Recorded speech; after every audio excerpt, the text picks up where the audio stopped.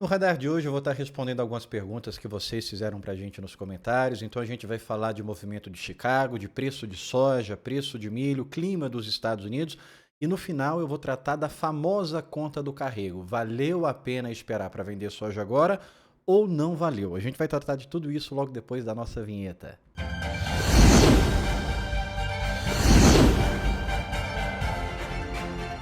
Se soja, milho e dólar são assuntos que te interessam, eu convido você a deixar a sua curtida, deixar o seu comentário, não vai te custar absolutamente nada e vai abençoar muito o nosso trabalho aqui, ajuda a gente a alcançar mais pessoas. Então vai lá, deixa uma curtida, um comentário. Hoje eu vou responder perguntas. É o radar quase todo respondendo as perguntas que a gente entende que são importantes para o agro. Então deixe aí a sua pergunta também, vai que no próximo vídeo a gente traz a resposta para a sua pergunta. Deixa à sua disposição a palestra da Royal Rural. É a melhor palestra do mercado, mais assertiva para falar de tendências de soja, milho e dólar, porque a gente traz o olhar da macroeconomia, da geopolítica, das tendências de tecnologias. Leve a palestra da Royal para o seu evento. Hoje foi um dia negativo, Chicago caiu mais de 1%, tanto para soja quanto para milho. Também foi um dia de queda para o dólar, mais 0,5% ali de queda. Feriado no mercado paulista, quando é feriado em São Paulo, diminui a liquidez. Então a gente teve um dia meio atípico, não pode se dizer que é uma tendência. Mas o fato do dólar é que está ajudando bastante a diferença de juros do Brasil com os Estados Unidos. Como nos Estados Unidos tem a perspectiva de não cortar mais juros, também tem a perspectiva de não cortar Selic. Isso ajuda o dólar ir perdendo força até o dia 14, que eu já deixei aqui em outros vídeos, que o dia 14 é o dia decisivo para o dólar no mundo inteiro, porque a decisão é a divulgação da inflação dos Estados Unidos. Mas vamos lá, começando a responder perguntas. Walter Torres não foi nem uma pergunta, foi uma colocação importante. Mesmo com a volta do feriado, realmente foi muita alta movimentação, foi a volta do feriado de 4 de julho. Deixa eu te dizer aqui a respeito desse feriado de 4 de julho, quem está no mercado há mais tempo vai lembrar. Toda volta de 4 de julho é marcada por agressividade nas movimentações. Ou cai demais ou sobe demais. O costume é cair na véspera do feriado e subir na volta do feriado. A gente fez um vídeo do radar na segunda-feira, já foi a volta do feriado, 4% de alta em Chicago naquele momento, mas 4 de julho faz isso, viu? É o feriado mais importante dos Estados Unidos, é o feriado mais importante para as bolsas. E aí emenda aqui a pergunta de Moraes Assessoria. Soja reagiu no país, melhorou no Rio Grande do Sul e bateu 26 dólares a saca. O milho está bem travado no mercado interno, tá mesmo? E isso leva a gente a olhar para os preços. Na paridade, essa é a diferença da semana, do dia 3 de julho para agora, dia 9 de julho. A paridade subiu mais de R$ 3.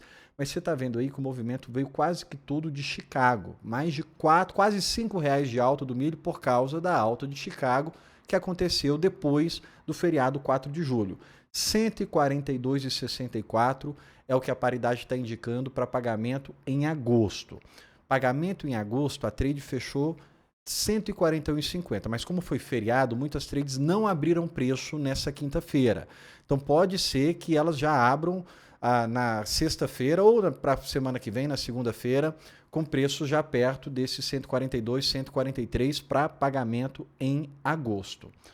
E aí a gente tem o milho que fechou de novo 65,50 no porto, pagamento das trades, e a paridade indicando 64 e 64, 64 e 64. E aí a pergunta do Átila, na B3, será que já achou o fundo do poço de agora para frente? Átila, para o contrato julho, com certeza sim, porque você tem Exal, que é 64,37. O julho na B3, 64,62. A paridade, 64,64. Então, para o julho já está no preço. E os indicadores de milho já estão todos equilibrados, Exalc, B3 e paridade. O que me chama a atenção é o contrato de setembro. Essa tabelinha que você está vendo aí na sua tela é o dia do fechamento do CCMN, do contrato julho. Não justifica o setembro estar tão acima do julho. Quando a gente olha para o histórico do spread, o histórico é o setembro, está bem abaixo do que ele está hoje. Então, eu não acho que achou o fundo do poço para o setembro. O setembro tem que cair mais ou a paridade tem que subir muito. Olhando para o spread, se a gente chega lá no dia 14 de julho, no dia do fechamento do CCMN, e o setembro tiver nesse nível que ele está agora, bagunçou todo o histórico de spread. Será que o mercado está acreditando que lá em setembro a demanda vai estar muito forte, o mercado interno vai estar muito demandado, e aí lá no fechamento em setembro vai estar na casa dos 67, o milho na B3? Bom, o ponto é que esse fechamento de julho agora, o contrato de setembro está errado. Esse CCMN está muito caro, é o milho mais caro do Brasil, é o contrato de setembro. Então, ele deveria cair. Ele deveria estar abaixo do que ele está hoje, ele precisa de uma correção, mas o mercado não está entendendo isso ainda. Então, não acho que é o fundo do poço para o CCMU. Para o setembro, acredito que ainda não, que ainda tem espaço para mais queda. E aí a gente vai para a pergunta do Kleberton. Se pensar no dólar, Ronaldo, se aumentar a probabilidade de chuva nos Estados Unidos, o mercado pode cair na mesma toada? Pode, Kleberton. Deveria, porque a alta que a gente viu na segunda-feira de Chicago foi exagerada. Então tem ainda mais correção para ser feita, porque o clima nos Estados Unidos está melhorando.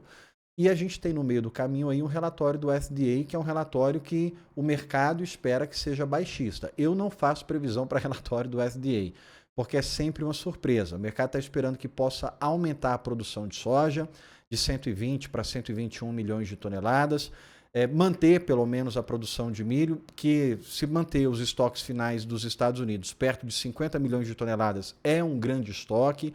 Então o mercado está esperando um relatório do FDA baixista, mas a gente não sabe o que eles podem mexer no consumo, na exportação.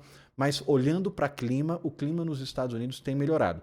Que nos leva à pergunta da Lígia. Você poderia passar previsões de clima para os Estados Unidos para os próximos 60 dias?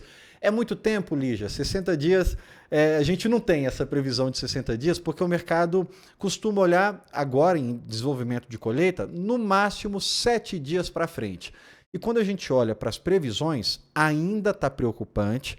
Temperatura nos Estados Unidos, previsão para os próximos 8 a 14 dias ainda alta, mas as chuvas, onde está cinza ali, quer dizer que está voltando para a normalidade. Onde está amarelo é abaixo do normal, onde está verde é acima do normal, mas o Corn Belt, onde está a produção de soja, de milho, está toda nessa faixa cinza, Illinois, Iowa, e as projeções são que as chuvas devam voltar para dentro da normalidade. E aí, quando a gente olha para a previsão de chuva para os próximos 7 dias, melhora bastante. Isso que justifica também a queda que nós vimos em Chicago nessa quinta-feira, porque os mapas voltaram a mostrar probabilidade de chuva para os Estados Unidos. Então, respondendo o Kleberton, tem que continuar caindo. Só que não caiu os 4%, porque a alta dos 4% teve a ver com a volta do feriado e também não vai cair tudo de uma vez, porque tem relatório do FDA e o mercado sabe que sempre pode esperar surpresa do relatório do FDA. Faço uma pausa para pedir para você deixar a sua curtida, seu comentário, enviar para alguém, seguir a Royal onde quer que você esteja assistindo, porque você vai ajudar muito o nosso trabalho. Para a gente fechar aqui o radar de hoje, vamos olhar para a conta de carrego. Compensou segurar a soja? Eu vou trazer a conta do Porto, mas se você quiser a conta para a sua região, no final vou deixar para você como entrar em contato com a gente faz a conta aí para a sua região, para a sua soja. Se a gente pegar 10 mil sacas de soja, lá no dia 1º de março, você começa a armazenar, começa a colher essa soja e começa a ter custo de armazenagem se você for guardar. Mas se você não tivesse guardado, se você tivesse vendido a soja em março a R$ 133 no Porto, que a gente teve 133 no Porto para entrega em março, nós tivemos esse preço. Você fechou a 133, vai vender a soja, vai colocar ali 10 mil sacas, 1.300.000, pega o dinheiro e coloca no banco para render a 1%. Passamos 6 meses até agora, ou até agosto, né? Que é onde você tem realmente indicação de venda e de compra nas trades. Vender hoje para receber em agosto. Pega essa soja, esses 10 mil sacos, vende, coloca no banco, passa 6 meses a 1% o rendimento. Você estaria retirando hoje desse rendimento quase R$80 mil em cima de 10 mil sacos. Você ganhou mais de R$7 por saca dessa soja. É como se você estivesse vendendo hoje a R$141 a saca. Vendi a 133, peguei o dinheiro, coloquei para render a 1% ao mês, passou 6 meses, vou tirar o dinheiro agora, é como se eu estivesse vendendo a R$141 a saca. Com carrego, como é que fica essa conta para quem não vendeu, para quem vai vender agora? Para vender para pagamento dia 20 de agosto, está valendo hoje no Porto R$ 141,50. Então você ganhou R$ 8,50 por saca. Só que você ganhou R$ 1,50, mas custou para carregar essa soja? O que é esse custo? 50 centavos de armazenagem por mês, 33 centavos de quebra técnica e 1% ao mês do financeiro. Custou para carregar essa soja R$ 13. No fim das contas, é como se você estivesse vendendo a 137. Então, quem vendeu a soja a 133, colocou o dinheiro para render a 1% no banco, é como se estivesse vendendo a 141. Quem não vendeu a soja, deixou para carregar, é como se estivesse vendendo a 137, porque tem a conta do carrego. Qual seria o preço ideal para vender a soja hoje para pagar o carrego? R$ 146. Ah, mas tem 146 para pagamento em outubro. Estou fazendo a conta para pagamento em agosto. Para pagamento em agosto, o carrego não compensou. Ficou ali devendo R$ 4,50 por saca. Teve um prejuízo de R$ 4,50 por saca. O preço ideal seria 146 para agosto. Se tem 146 para outubro. Não acredito que os preços caem agora. Acredito que deve se manter porque o mercado interno está pagando bem. Mas está aí a conta do carrego. Se você quiser, a gente faz essa conta para você.